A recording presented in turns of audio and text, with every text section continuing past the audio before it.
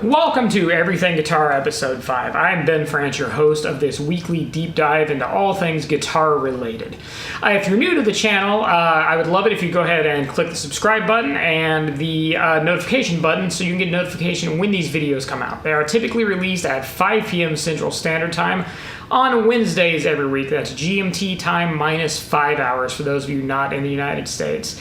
What can you expect from Everything Guitar? Well, there are some reoccurring weekly features such as a news segment and a mini guitar lesson where we cover some basic concepts of the guitar and how to play it, things such as chord structure, basic scales, and that sort of thing. Additionally, you can expect some reoccurring segments that will show up periodically, things such as Me and My Guitar, where I'll cover one of my instruments, or may feature one of you all that are a viewer of this channel, and one of your instruments to give us a little bit of a story about where the guitar came from, what it means to you, and that sort of thing. Also, typically there will be things going forward such as featured players. We may also talk a little bit about the mental aspect of learning and practicing your instrument. And we may also talk about some of my influences, some guitar players that I want to feature that have shaped my playing in the past. So if you'd like to click the subscribe button down below and the notification button so you get notifications when new videos go live, that would be wonderful. Also, if you do find this video to be helpful, useful, or entertaining, or any combination of the above, feel free to give me a thumbs up as well for the video. So let's go ahead and dive into episode 5 of Everything Guitar.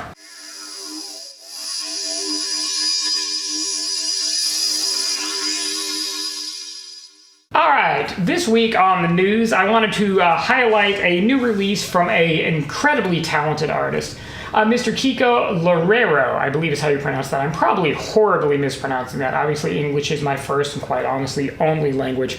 But I wanted to feature his new solo release that has just recently been released, Open Source. It just came out on the streaming platforms on July 10th, relatively recently, and it shows here obviously on his page, which I'll put the link to this down below, where you can pre-order the physical media as well.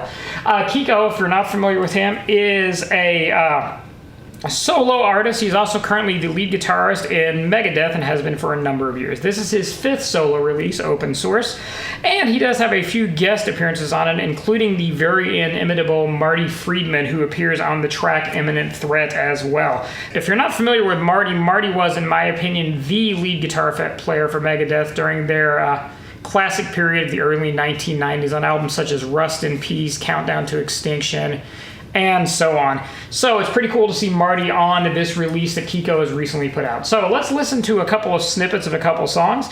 We'll actually listen just to a little bit of Imminent Threat here. So let me get my Amazon Music player pulled up.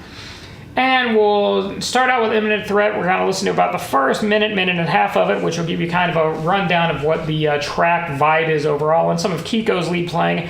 And then, of course, we're going to jump into Marty's solo, which starts about 3 minutes into it as well. So here we go with a little bit of a sampling of Imminent Threat from Open Source by Kiko.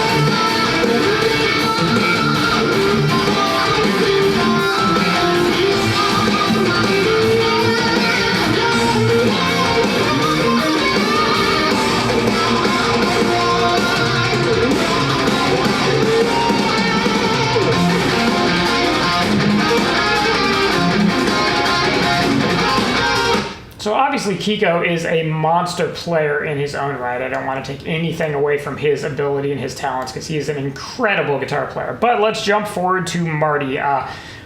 If you're not familiar with Marty Friedman, just go back and listen to Megadeth's classic album, Rust in Peace. In my opinion, it is kind of a master class of thrash metal, heavy metal, and in particular what lead guitar could be like in that setting if you take it to the next level and you embrace some very unusual modes and scales as opposed to typical minor pentatonic and just straight natural minor that usually permeates that genre. So let's listen to Marty's solo here, and if you're familiar with Marty, it'd be pretty obvious pretty quickly that this is Marty playing this first solo here, starting at about 3 minutes and 3 seconds. So here we go.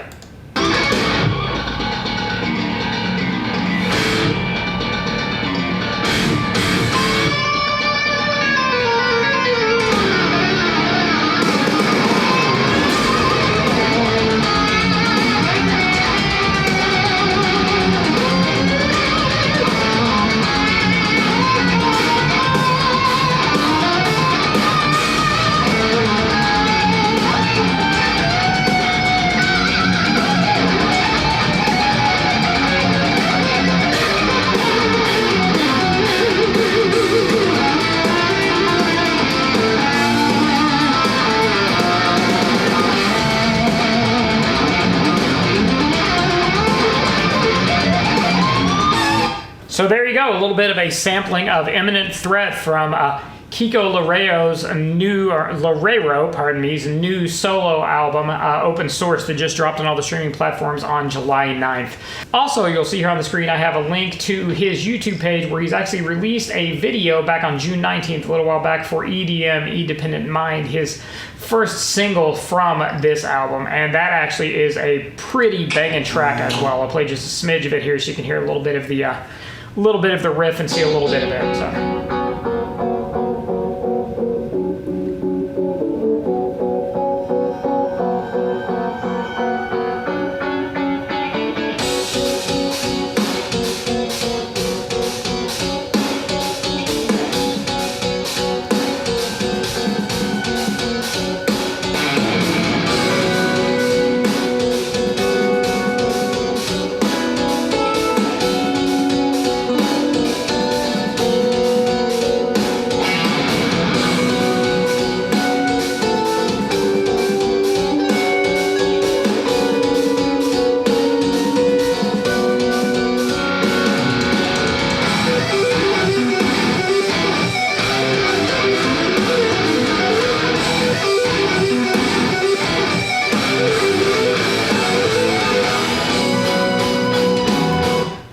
So there you go. And as I've mentioned many times, if you've watched any of the previous episodes, and I'll continue to mention this, if you do enjoy this music, please consider buying physical merch from the artists themselves. As I've explained many times before, and lots of you will probably know if you are familiar with the music industry, artists don't really make any money off of streaming. So if you like music like this, you want to hear more of it, please consider purchasing some physical media. You can do that through his webpage here that I've got highlighted on the screen.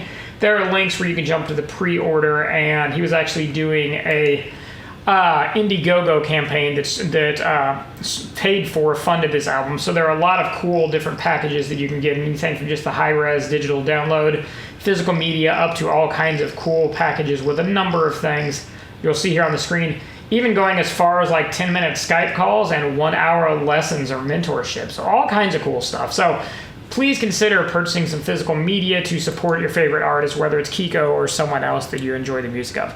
So that's it for the new music release for this week. So now let's take a look at a new product. In this case, not necessarily a new product, but a upgraded, or maybe we'd say improved product. You'll look here on the screens, we jump over, that Floyd Rose has recently launched a commemorative 40th anniversary model. Yes, it has been amazingly 40 years since the first Floyd Rose locking trims, double locking tremolos came out on the market. So this is off of guitar.com, which I'll check this for news relatively frequently. It shows you a few pictures of it and that thing there. It shows that it lists for $274. Now I've also went to the Floyd Rose website directly and pulled it up here, and it shows unavailable currently. I haven't dug into that to see if it's already sold out or if they're just waiting for orders on that because this was just announced. I believe that link on guitar.com was within the last week or so. Let's see, actually 4 days ago. Yeah, so that would have been on the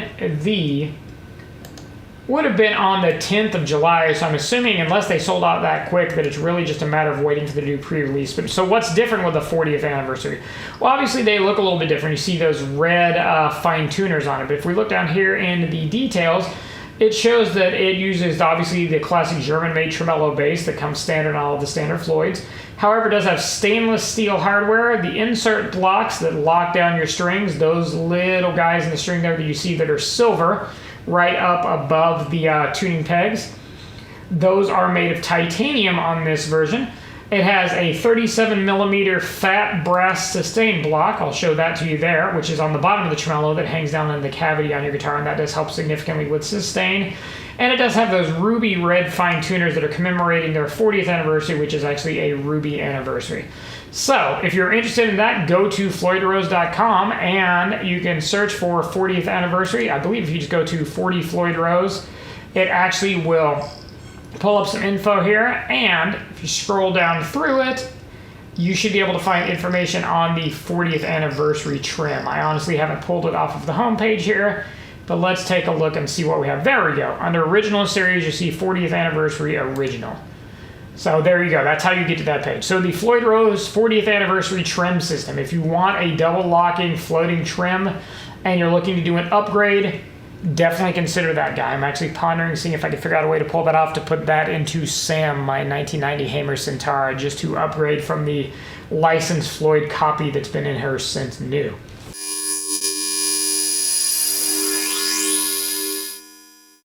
All right, on this week's mini lesson, we're going to continue our exploration of how we construct chords. Last week in episode 4, that I'll put the link to up here, we showed how we construct a major triad based off of the major scale. Today, to complement that, we're going to look at the minor triad and see how we construct a minor triad to get your basic minor chords.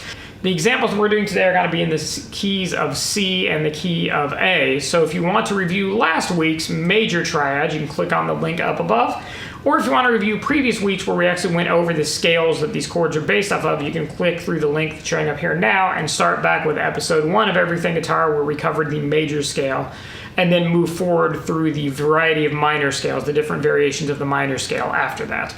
So let's talk about our minor triad. Once again, just like when we talked about last week, talking about a major triad, we're basing this off of a scale. On the minor scale, the form that we have for a minor, we follow a construction or a pattern of a whole step, half step, whole step, whole step, half step, whole step, whole step. Which that would be in fret numbers would be 2 frets, then 1 fret, then 2 frets, then 2 frets, then 1 fret, then 2 frets, then 2 frets. So what does that look like? A C minor scale played in the first position would look something like this.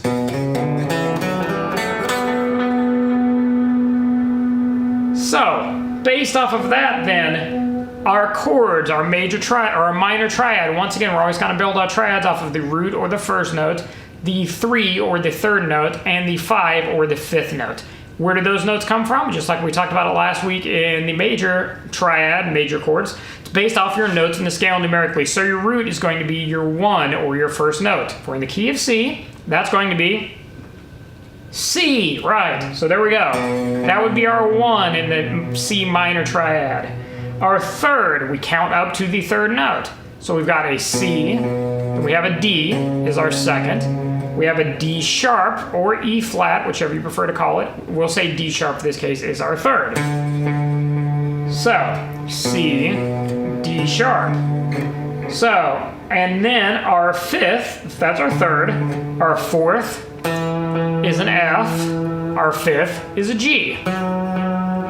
So 1 root C, 3 third D sharp, 5 5th G. Now how do we construct that chord? If we want to play it in this first position, and it's kind of an uncommon way to play it, but we would play with our root with our third finger on the 3rd fret of string number 5. That gives us our C, our first note, our root. For our third, we have that D sharp, remember? We can't really play that though on the 5th string if we're fretting it here. So if we're on fret 5 of the 5th string, or fret 6, pardon me, of the 5th string, That equates to fret 1 on the 4th string, which is also a D sharp. Remember, this is a D string, so that'd be D sharp. So we would do 3rd finger, 3rd fret, string number 5 is our root, the C. 1st finger, string number 4 is our D sharp, our 3rd. And then remember, our G is our 5th, while our next string down, our 3rd string is a G. So if we play those 3 together,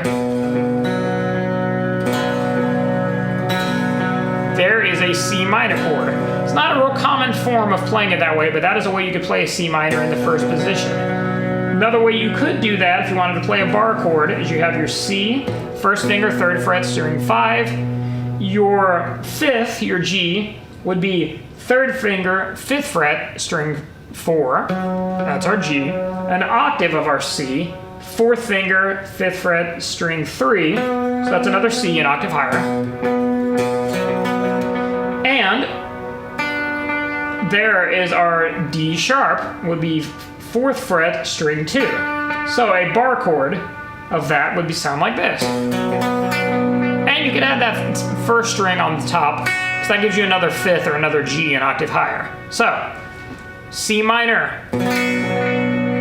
Or, remember, we can do it like this. Just be careful if you play it like that, that you don't pick up your string above it, you're picking up a B, and that's not going to be in the key, and that's going to sound real weird and real dissonant. It's kind of cool sounding, but it's not a basic C minor chord.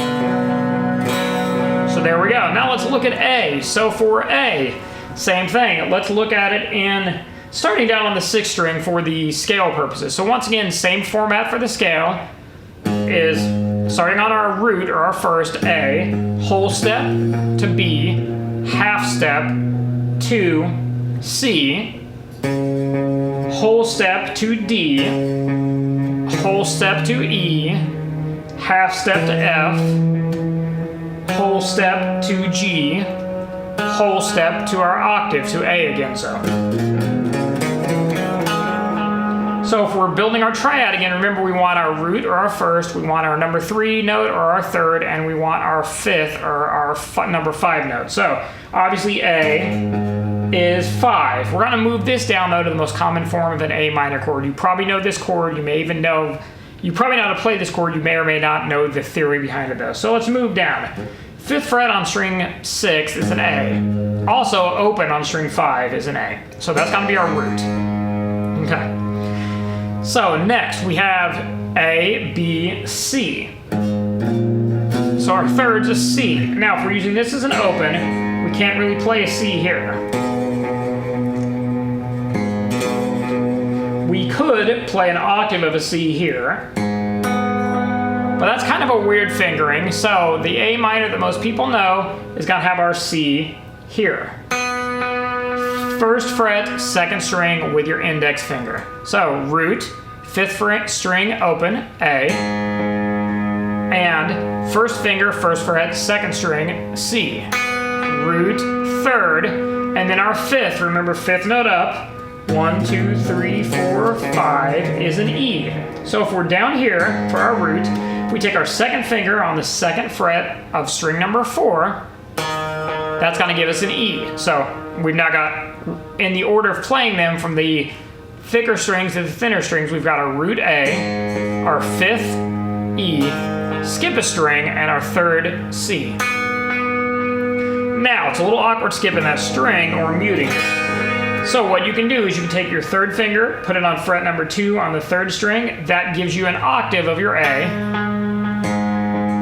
That's this note, only played down on the 3rd string. So then we have root A, 5th E, octave of the root A, 3rd C, and if we want to play that last string, the 1st string open, octave of the 5th E. So played as a bar chord, it would look like this. We'd have our root, 5th string, or pardon me, 6th string, 5th fret.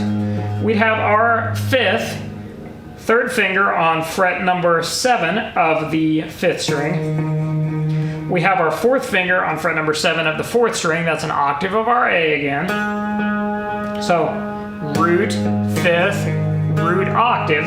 Now we need a C. We can't play what we were doing before because that's a C sharp. So what we need to do is we need to bar all the way across fret number 5 here, holding down all the strings, and that gives us on this string, string number 3, the 5th fret, gives us our C. So there's our C bar chord. Root A, 5th E, octave of the root A, 3rd C, octave of the 5th E, and double octave of the root A.